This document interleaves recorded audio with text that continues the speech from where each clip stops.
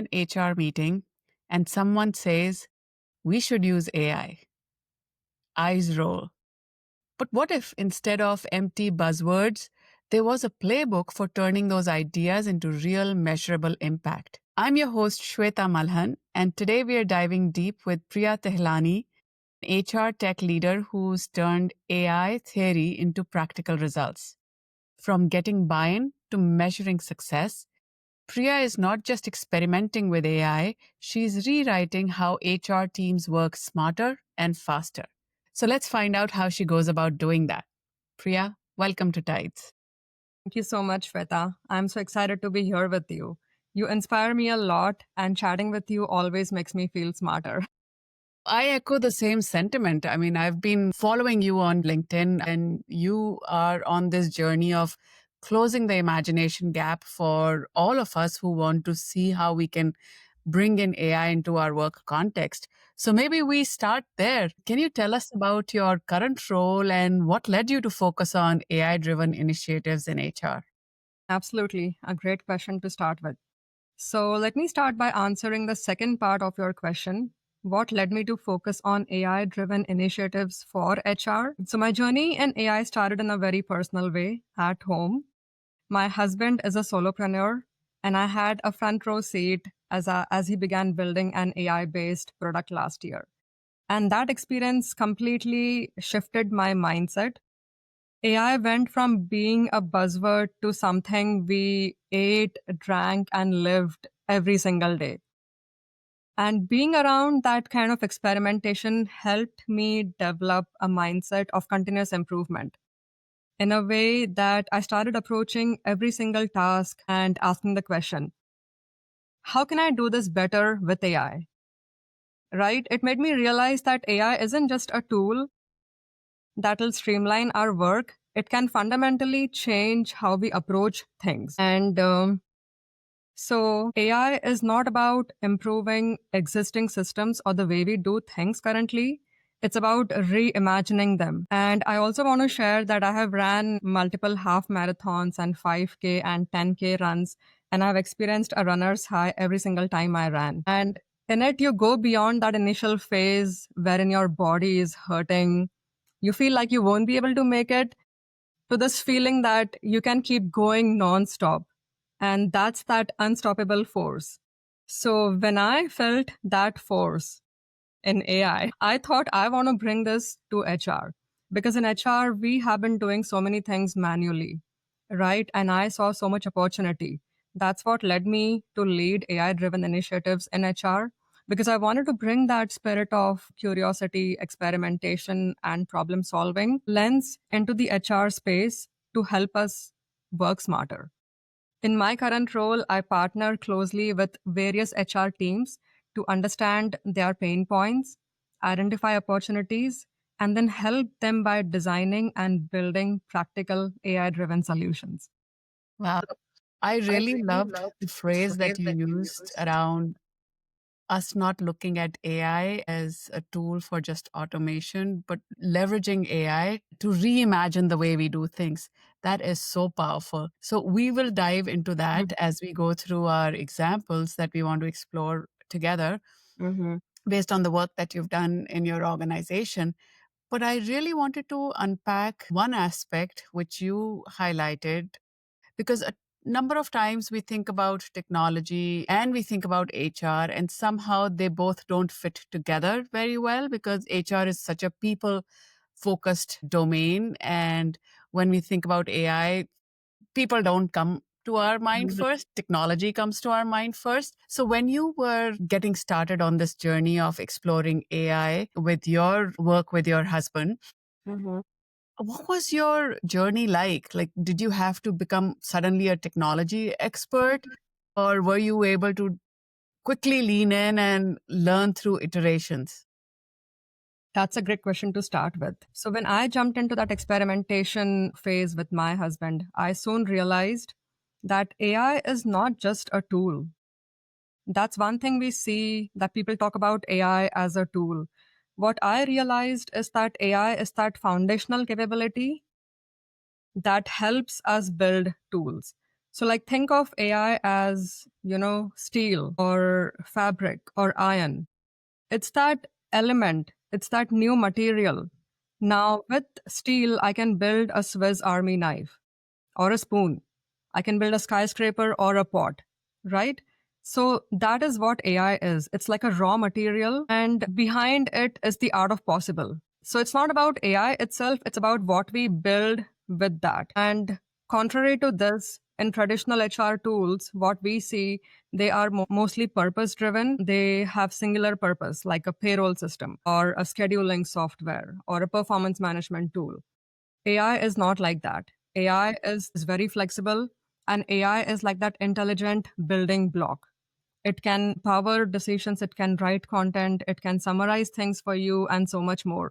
So what I learned is that AI is like a muscle. It's a mindset. And I say that because both need intentional effort, building muscle and shifting mindset.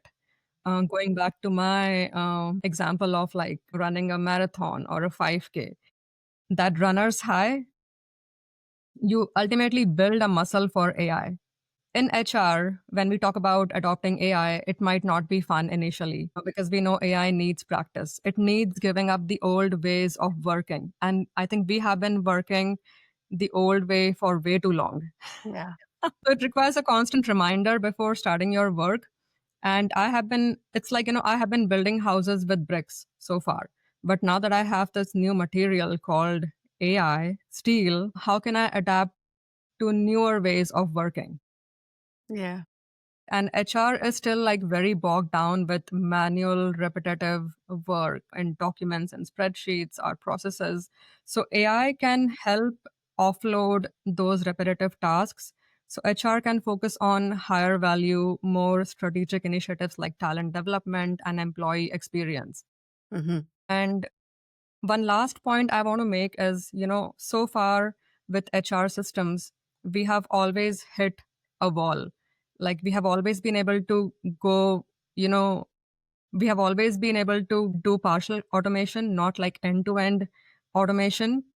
But with AI, and as an example, like, we could automate task number 1 through 4, but task 5 is a manual task. It's somewhere outside of the system in a spreadsheet. But AI can change that for us. AI can help us, like, with end to end intelligence in our processes. So I love the fact that you have underscored one thing that we all need to be aware of from an HR lens or HR professional looking at adopting AI, that we don't have to become technology experts. We don't have to be experts at understanding how LLMs are trained or what's the difference between machine learning versus LLMs. And what I love about what you said is that it's focusing more on the outcomes that we want to achieve and less about the technical aspects of this technology and tool that we have at our fingertips. Right, right. So, with that lens, okay, so here's another angle that I want to explore with you, because you said that HR has been doing the same old for far too long, which also highlights the fact that HR might not have played that heavily in past digital transformation efforts. Mhm. Well, like when organizations went on this journey of implementing ERP or migrating from on prem to cloud to implementing Salesforce in their ecosystem. Those were all spot solutions, had an impact on people, but typically driven by the business and IT team. Mhm. Whenever there was a change management need, people who had to solve for the human adoption and readiness aspect didn't typically sit in HR, sat within the IT team. So HR, they might have implemented technology into their own ecosystem, but honestly, like once you've implemented an HRIS, how often do you go and redesign it or tweak it or bolt onto it, right? It's not something that HR people live in day in, day out. So digital transformation is not a very strong muscle for them. Mhm. But this time around, the story is different. They have to look at how do they redesign HR as a capability in their organization, but also support digital transformation efforts in the business, because it's not just implementing salesforce.com or not moving people from handwritten email notes to Yeah. Microsoft email. So it's like fundamentally fundamentally changing the nature of work. AI is changing the nature of work, so people have to be supported. So in that case, let's focus on an HR team needs to up their game and has to make itself more efficient. In that scenario, what would you suggest HR people to think about when they're thinking about how do I integrate AI into my daily workflow or in my HR capability? So, while many organizations approach AI looking for where it can be plugged and played, right? A more effective strategy is problem first and people led. This ensures value, and I will tell you how and why. Don't start with the technology like we have done in the past. Char was never at the table. IT made many decisions, but that's okay. That's a thing of the past. Let's see with AI how we can change the game now.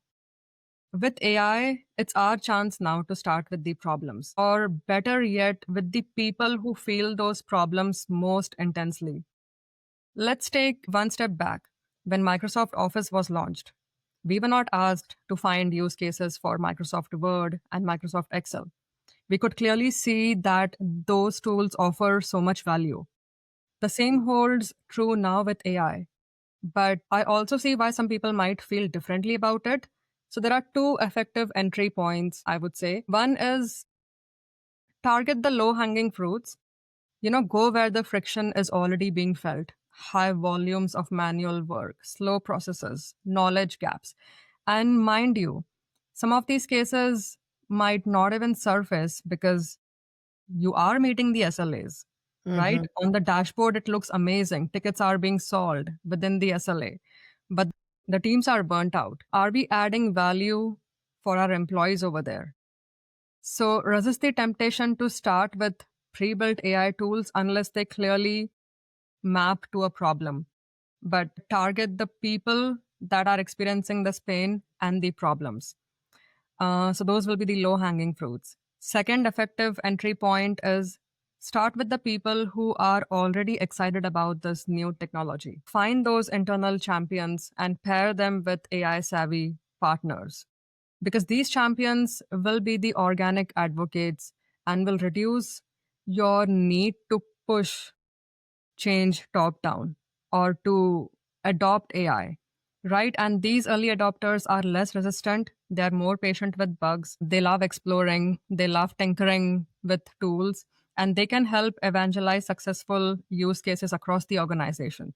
So instead of asking, where can we use AI in HR? Ask who already wants to use AI and what's holding them back. Is it a Copilot license? Let's get them one. Is it a training? Let's walk them through the fundamentals of prompting and get them going. So that's where the best use cases come from. That's a great starting point because yeah, we have a tendency to jump to, looking at what technology is out there and who's selling me what, and then right fitting that versus starting with the problem because that takes energy and effort, right? That means you have to go talk to people. That means you have to, you know, really understand the workflow of how work is getting done to identify where are the friction points, where are the barriers, what pieces can be automated versus augmented versus when agents become sophisticated, delegated to agents, right? Right. So starting with the problem is a great piece of advice. I really appreciate you calling that out. But at the same time, for an HR team that is operating at max capacity, how do we figure out what is AI hype from reality? Mhm. What part of AI can really help us get going with problem solving? That's a great question. And that'll help us identify what are those hype indicators and how do we separate them from the real value that AI can add. There's a lot of noise in AI space. Like, we use words like agent, GPT, LLM, RAG, RPA, autonomous Mhm. systems. They're thrown around as if they are solutions in themselves. But hype often skips the most important question: what is the problem we are solving and for whom? So if someone asks me, how many agents have you built? Or are you building agents yet? I know that that topic is going to go off the track. Because when we focus on hype, we focus too much on the technology stack, like agents versus chatbots. What do we build? And not enough on the user experience or the user journey. So what I have been doing is I have been using my company's internal social media for marketing and to share what we are using AI in HR for. Those are the true success stories. And we have Microsoft Viva Engage, and that's where I have been posting some of our success stories because this helps ground the real use cases. Sometimes they are fancy, other times not so much. And I don't talk about agents, I talk about what we have achieved. So, for example, recently I shared a story that every 6 months SAP releases new features. And I work in the space of SAP and success factors. So, like every 6 months, SAP releases new features. And every 6 months, we have to go through 1,000-page document to understand these newly released features. So we can share these features with the HR team, right? So we review each and every feature. And this takes a lot of time. It would take us months, but we built a custom GPT this time. And so what I can do is I can throw that 1,000-page document in the custom GPT and then ask it meaningful questions that, hey, tell me what is new in recruiting? What is new in performance management? Tell me what should I be considering? What can HR team implement and adopt, right? Because ultimately I had these questions in my mind when I was reviewing those documents. So now this is a much better and a much smarter way of like going through that 1,000-page document. So when I posted the story on Viva Engage, quite a few people got in touch with me because they were able to resonate with the story, like, in their fields of work. And they were from manufacturing, they were from product safety, they were not from HR, but they were able to resonate with this story.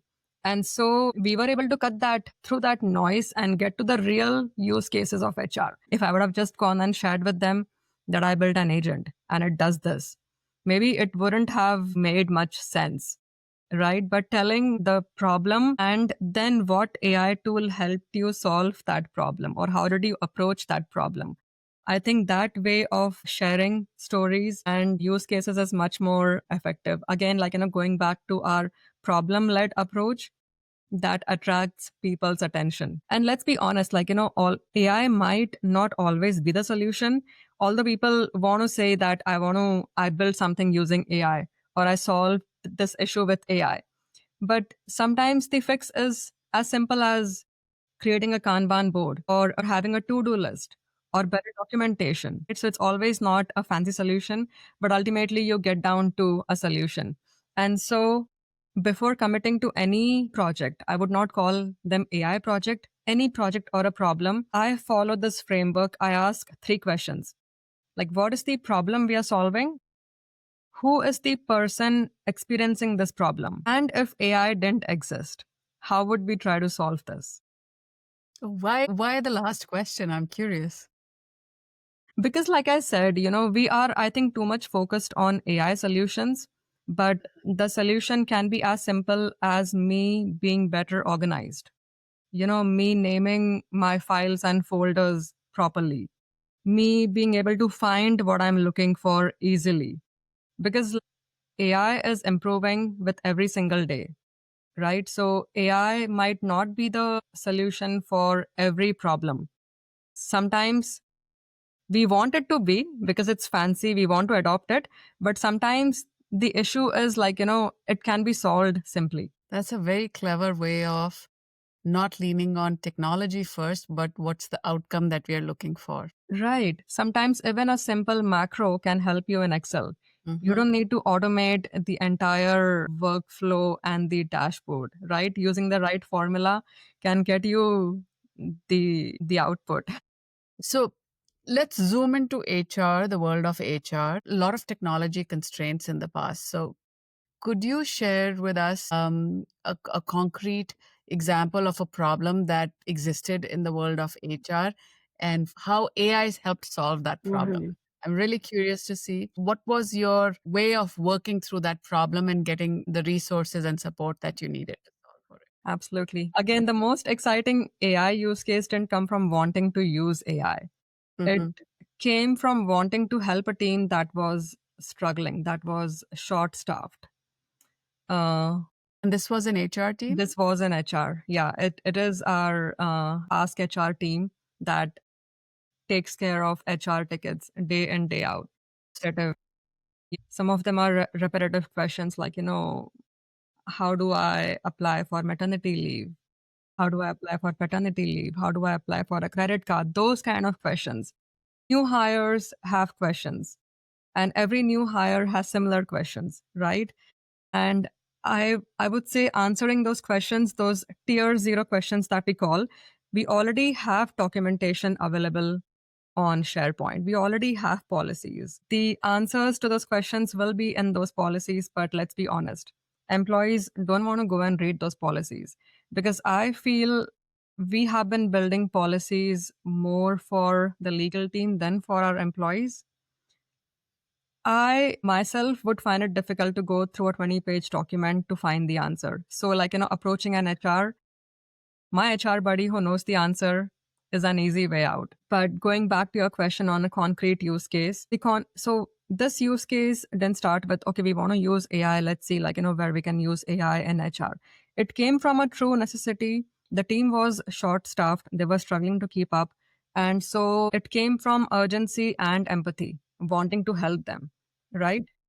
They were still expected to maintain service levels even though they were short staffed. And so that's when we decided we have access to Microsoft Copilot and Copilot Studio.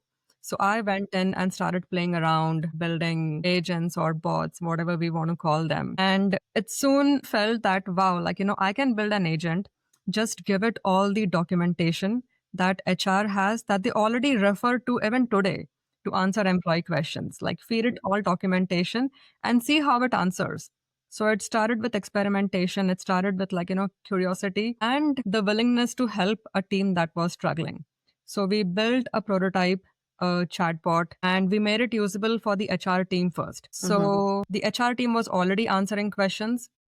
The version 1 of this tool was make it available to the HR team.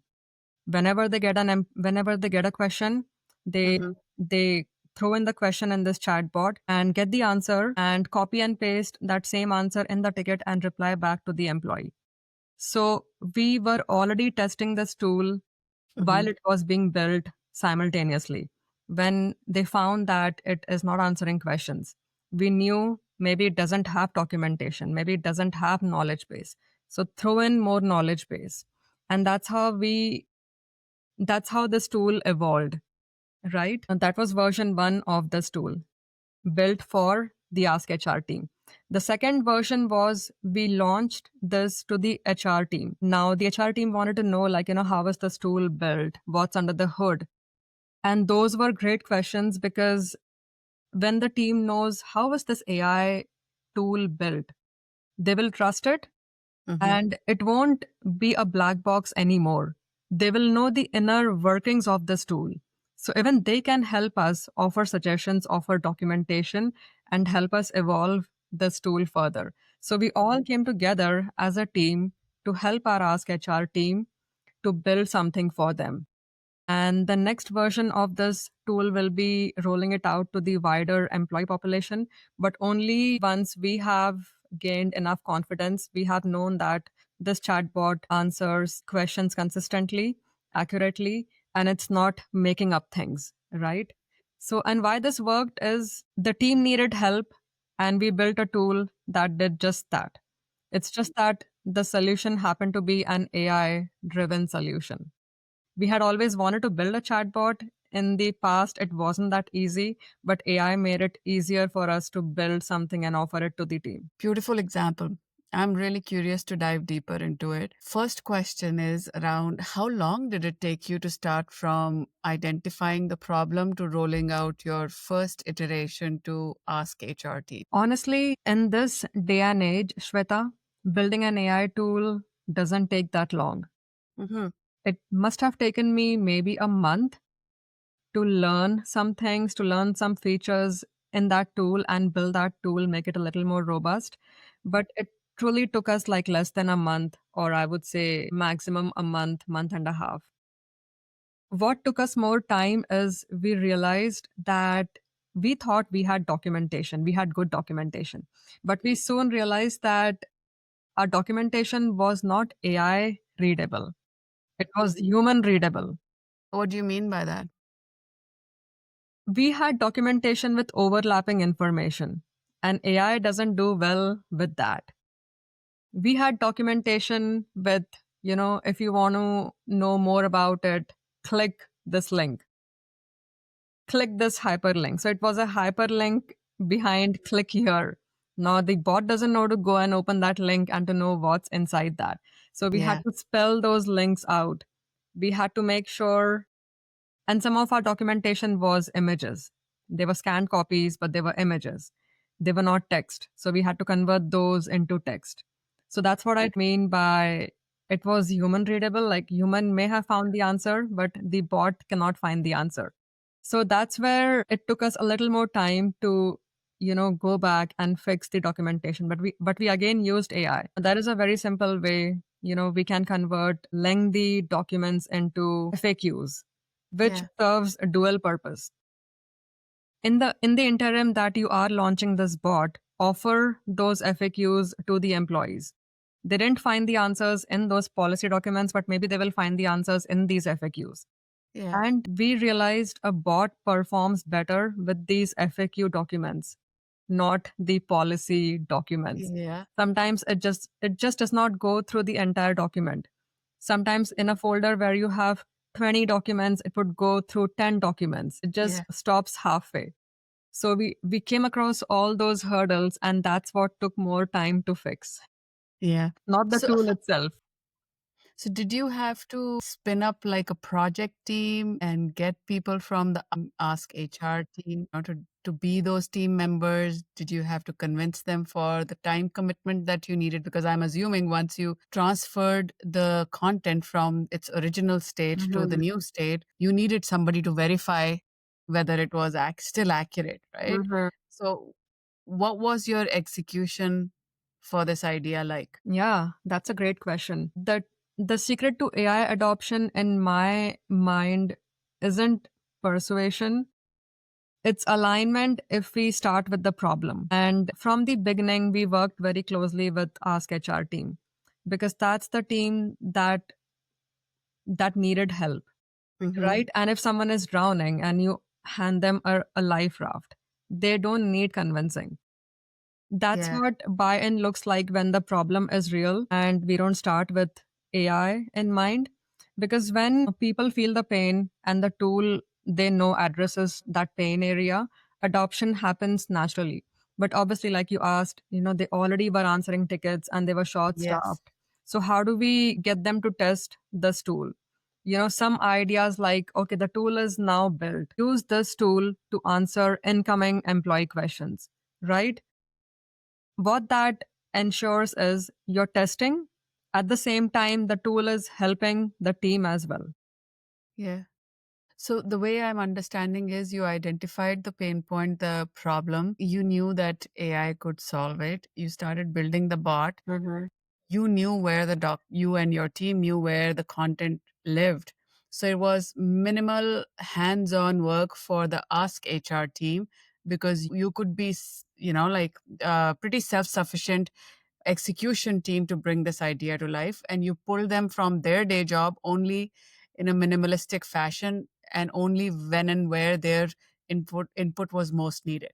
Right, right. Like just let us know where the documentation is. Let us know what that documentation is. And then whatever needs to be done with that documentation, like converting it into a bot readable, AI readable documentation, I can help with that.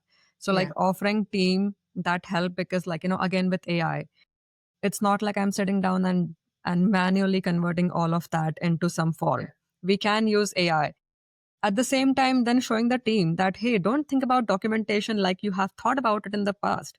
In the past, when you had to document something, you had to sit down and literally block your calendar because you needed focus.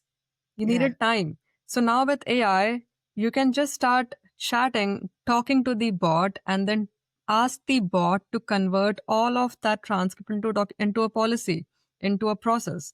So showing them as and when we encountered some hurdles, as and when we felt that the team has a little resistance, the team is resisting. We offered solutions to overcome that resistance. Okay, if it's documentation, let's see how we can use AI to document easily. That's great. What other challenges in this use case would you like to highlight for our audience that you didn't think about or plan for as challenges that Mhm. now looking back you think that you could have planned for it differently? One more thing that I can think of is tacit or institutional knowledge. That can be a big bottleneck. We assume all our important knowledge is written down, it's documented. But the fact is, most of it lives in people's heads, especially in specialized HR roles. What's documented is only half the story. And this affects AI's ability to answer edge cases or context sensitive questions because without thoughtful curation, your bot becomes unreliable. So, getting that knowledge out of people's heads and documenting that institutional knowledge is also very important. One more thing that I can think of is with AI, you don't just launch a bot and walk away. You need a learning mechanism where unanswered questions feed back into improved documentation.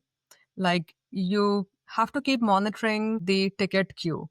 And if you still think that employees are asking questions, then maybe that answer to those questions is not in the documentation. So feed those documents back to the bot, create FAQs, because then your goal with the bot is ultimately reducing those tier zero or repetitive questions.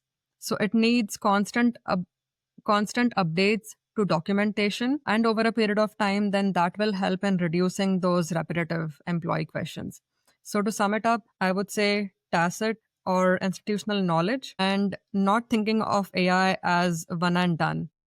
Any AI tool will need continuous maintenance and hand holding. Yeah, that's where we need people in the loop, right? We talk about humans in the loop. That's where they come in. And this will be their new role. Yeah. Since the bot is helping them save time in answering tier zero questions, we will need their help now in making sure the documentation is up to date, right? So that's their new role. Yeah, absolutely. So here's another angle that I want to explore with you. Now that that team Ask HR, yes, the plan is to roll it out broadly. And yes, it's not still in the hands of the end user that they can freely, independently engage with the bot yet. But it's still alleviated the original pain from the Ask HR team that they were overloaded, they were at max capacity, and now they don't have to. I mean, they're still repeating the questions that are coming their way, but now they can easily look for those questions and copy paste the answer. So it's reduced the time, effort on this team. How is this team reacting to this change? Where I'm going with this is, do they wonder that eventually the bot will take over all the work that was on my plate? What will I end up doing? We were clear about the plan for the team that we wanted to build capabilities and upskill the team. We wanted to plan for succession management of these teams so they can take on more strategic work that requires a lot of touch points between employees, sometimes even their family members and leaders. Work such as helping somebody plan for their upcoming maternity leave or paternity leave. When an employee is on a short term disability or long term disability, helping them with the documentation to make sure they are stress free. Their family members can be stress free because they can be sure that the Ask HR team is taking care of all documentation and is ensuring that the process is in place. Now, these strategic things and these instances where the team needed more touch points, initially they weren't able to spend as much time with the employees or the leaders. But now, when some of their work is taken off their plate, they will be able to focus more time on these cases, which will ensure our employees have a better user experience, a better employee experience. We offer empathy, we offer more value, right? Hmm. So we were clear about what the team will be doing once these tier zero questions or tickets are taken away from them and given to the bot. Because some of these things can never be automated. Some of these things, or most of these things, these examples that I have shared, will always need empathy will always need that human touch, will need that personal touch. And we can't expect, and we won't even want the bot to handle any of these things, right? So that's where the team is going to be focusing more time on. And the team loves that. The team has the right skill sets to do that kind of work. All right. So, as part of our last segment, I'm really curious to learn from you. How do you define success in this situation? How do you measure the effectiveness of an AI initiative? And is it even required as organizations go on this journey of experimentation? Because we're in such early stages of figuring this out. Should that be the real focus at this stage? That's a great question. How do we measure effectiveness or success of these AI initiatives, right? This is kind of a work in progress for us as well. But what I can say for sure is measuring AI, the impact of AI can be tricky because not everything that improves is immediately visible in our traditional dashboards. So let's look beyond numbers and let's watch for the behavior. Adoption isn't just about usage stats. It's about that shift in mindset. It's about attitude. Are people bringing the tool into their own workflows? Are people really using the tool, right? Are they talking about what they have been doing with it without being prompted or without being asked? Observe how people use these tools. Are they recommending these tools to others? Are they adapting it for new use cases? Are they coming and sharing with you that, hey, I saved 30 minutes today because of this? That's a win. And that goes beyond numbers and stats. That's the kind of feedback you want to track initially when you start with AI adoption. And today's SLAs measure output, not outcome. When teams are measured by the ticket volume, by the number of tickets they solved, or the resolution speed, it creates pressure on them to focus on quick wins instead of root cause analysis or strategic fixes. So that's the mindset we want to change because with AI, might happen that initially the stats might look terrible, Yeah. right? Like think about it. Today, if an Ask HR team member handles 4 questions, 2 of them are easy, 10 minutes or 30 minutes, 30 minutes, and the next 2 take 4 hours each. Now, those first 2 questions won't even reach them because employees will go to the bot and ask those questions. And in solving the next 2 questions, which are strategic questions, they might be consuming or they might be needing more time. So the stats, in fact, initially might look bad. But let's focus on these strategic initiatives that the team will be able to handle because now they have some time. AI has created capacity for them, so we will need to adjust these metrics post AI. Because once AI takes over the easy stuff, your metrics will have to evolve. The team will be solving harder problems, and so the old benchmarks won't even apply.